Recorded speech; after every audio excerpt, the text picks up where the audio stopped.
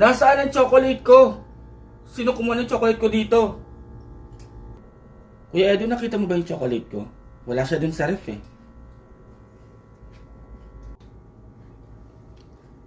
Teka, ano yan nasa pisngi mo?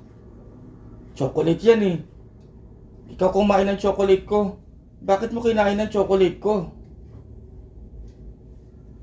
Good day, winners! Ngayong araw, pag-uusapan natin ang tungkol sa pagsisinungaling. At masama ba itong gawin? Ang ibig sabihin ng pagsisinungaling ay ang pagsasabi ng hindi totoo. So every time na tayo ay nagsasabi ng mga bagay na hindi naman totoo, tayo ay nagsisinungaling. Masama ba ito? Ayon sa Biblia, ito nga ay masama. Ayon sa Leviticus chapter 19 verse 11, huwag kayong magnanakaw, mandaraya, o magsisinungaling.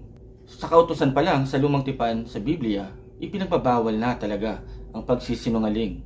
Lalong-lalo na sa hukuman. Bawal na bawal ang magsasabi ng maling testimonya o ng hindi totoong testimonya. Subalit ang pagsisinungaling ay napakatanda ng pagkakasala. In fact, ang kauna-unahang recorded ng pagsisinungaling ay mababasa natin sa Genesis chapter 3 verse 4. Ngunit sinabi ng ahas, hindi totoo iyan, hindi kayo mamamatay. Ang tagpong ito ay sa unang pagkakasala ng mga tao sa Garden of Eden. Inutusan ng Diyos si Adan na huwag niyang kakainin ang pinagbabawal na bunga na nagbibigay ng karunungan sa masama at sa mabuti. Subalit, nung minsan si Eva ay nasa Garden of Eden, siya ay tinukso ng ahas. Tinanong ng ahas na siya mismong diablo na nagbabalat kayo bilang ahas. Si Eva, sabi niya kay Eva, totoo ba na kayo ay hindi pwedeng kumain ng ipinagbabawal na bunga? Sabi naman ni Eva sa ahas, oo, dahil sa oras na aming kainin iyon, tiyak na kami ay mamamatay. Pero ang sabi ng ahas, hindi totoo iyan. So nagsinungaling ang ahas.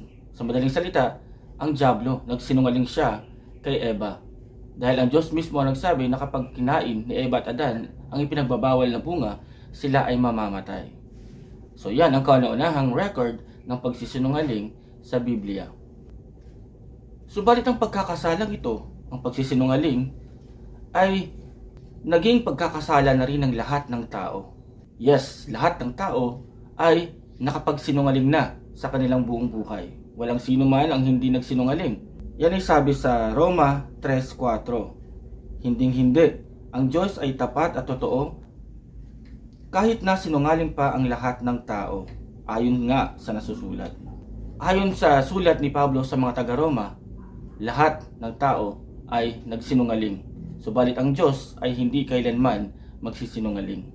So kapag merong tao na nagsabi ni siya ay hindi nagsinungaling kahit kailan, doon pa lang nagsisinungaling na siya dahil ang lahat ng tao ay nagsinungaling. Ngayon, kung ang tao ay sinungaling, ano ang implication nito? Sabi sa Juan 8:44, ang diablo ang inyong ama at ang gusto ninyong gawin ay kung ano ang gusto niya. Sa simula pa lang ay mamamatay tao na siya. Hindi siya pumanig sa katotohanan kailanman, sapagkat walang puwang sa kanya ang katotohanan.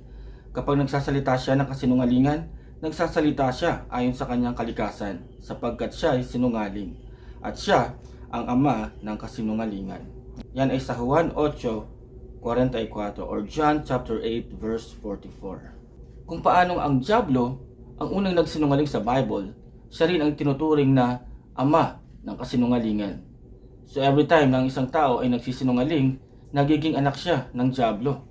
Subalit ano nga bang mga example sa Bible ng naging resulta ng pagsisinungaling ng isang tao?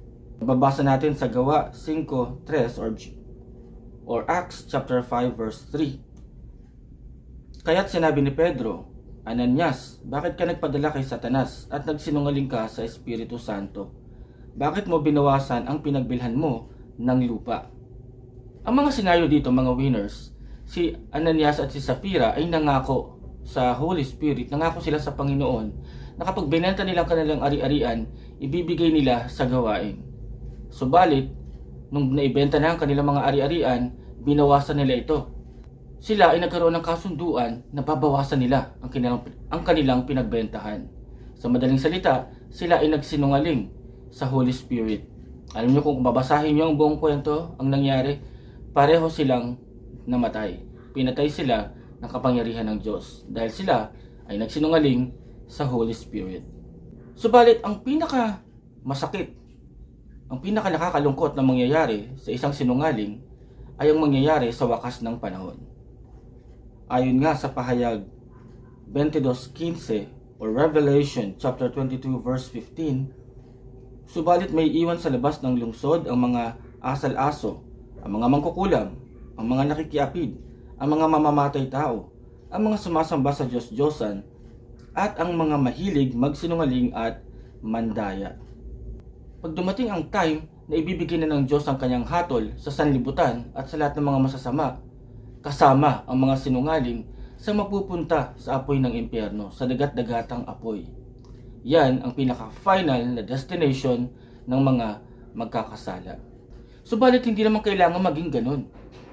Ang Panginoon ay laging nag-aantay sa atin para lumapit sa Kanya, para tayo ay humingi ng tawad at magbalik loob sa Kanya at manampalataya sa Panginoong Jesus, dahil Siya ay tapat na tayo ay patatawarin sa ating mga pagkakasala.